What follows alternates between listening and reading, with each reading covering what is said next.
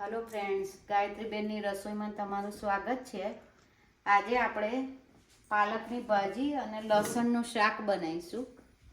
જેમાં મેં આ પાલક લીધી છે, બાફીને મૂકી છે આ, અને આ બાફીને કાઢી છે। હવે એમાંથી આપણે પહેલા પાણી બધું નિતારી કાઢીશું પાલકમાંથી।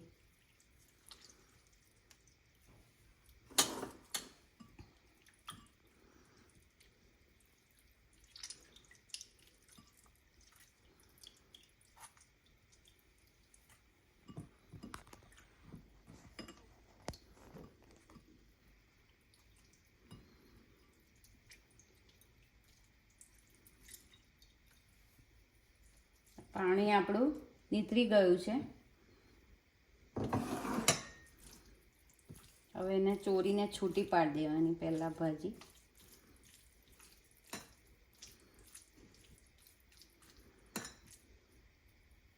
હવે આપણે ગેસ ચાલુ કરીશું। એની પર મેં પેન મૂકી છે।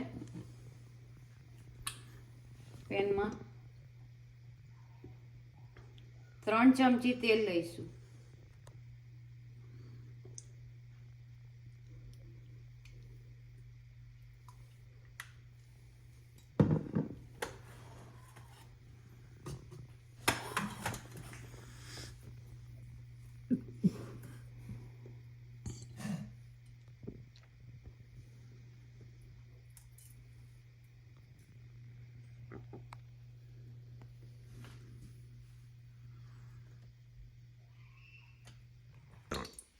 હવે આપણું તેલ ગરમ થઈ ગયું છે। એમાં અડધી ચમચી જીરું આવશે। પછી આપણે જે આ ઝીણું કાપેલું લસણ લીધું છે, આમાં લસણ થોડું વધારે આવશે કેમ કે પાલક ને લસણનું શાક છે એટલે।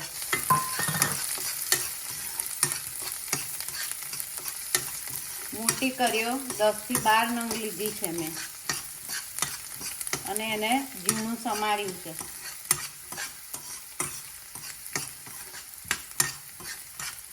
હવે એને તેલમાં સાતળવાનું છે।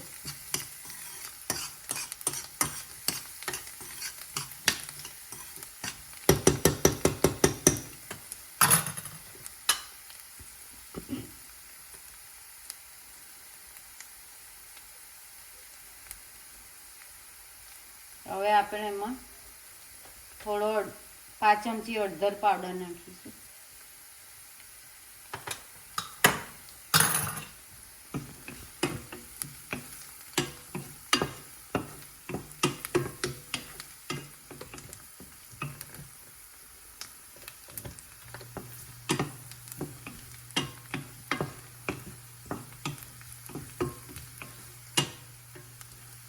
લસણને ધીમા તાપે શેકાવા દઈશું।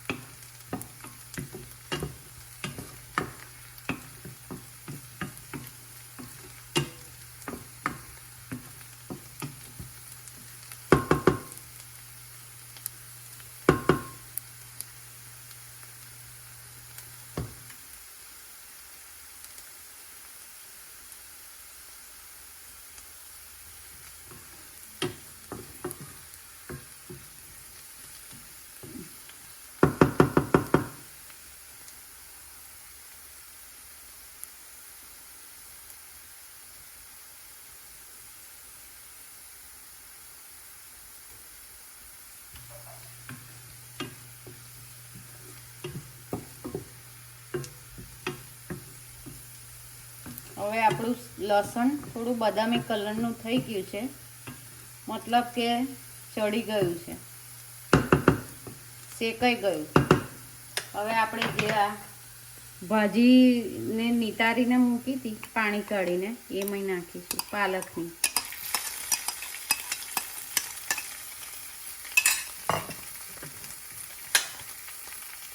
હવે આપણે એમાં મરચું નાખીશું 1 ચમચી, 1 ચમચી ધાણા જીરું પાવડર, ને અડધી ચમચી ગરમ મસાલો ને સ્વાદ પ્રમાણે મીઠું.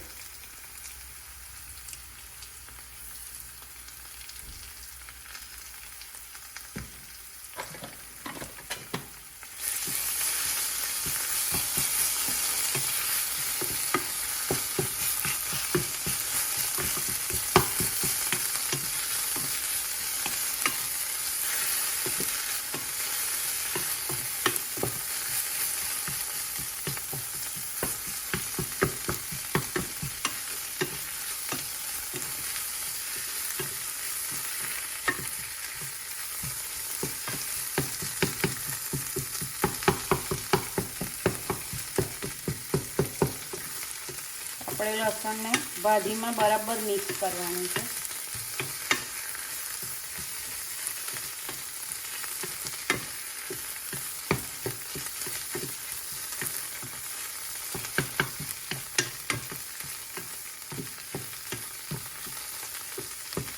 તો ભાજીમાં લસણ બરાબર મિક્સ થઈ ગયું છે.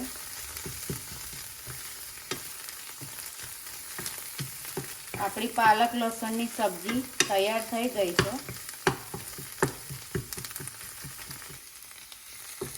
હવે મેં આ કોરું શાક બનાવ્યું છે, પણ તમે જે ભાજીનું કાઢેલું પાણી છે નિતારેલું એ બી તમે મહી નાખી શકો રસાને લીધે. આ હેલ્ધી હોય છે. મેં નાખ્યું છે, તમારે નાખવું હોય તો તમે બી નાખી શકો છો.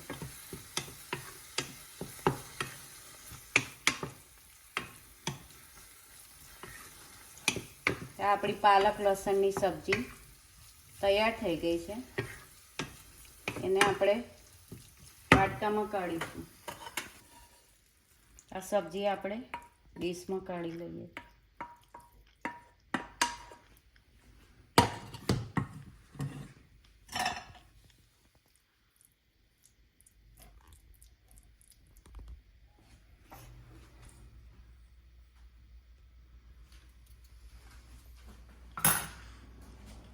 અગર તમને મારી રેસીપી પસંદ આવી હોય તો મને લાઈક કરો, શેર કરો અને સબસ્ક્રાઈબ કરો અને બેલ આઇકન દબાવવાનું ભૂલતા નહીં. જય શ્રી કૃષ્ણ. Thank you.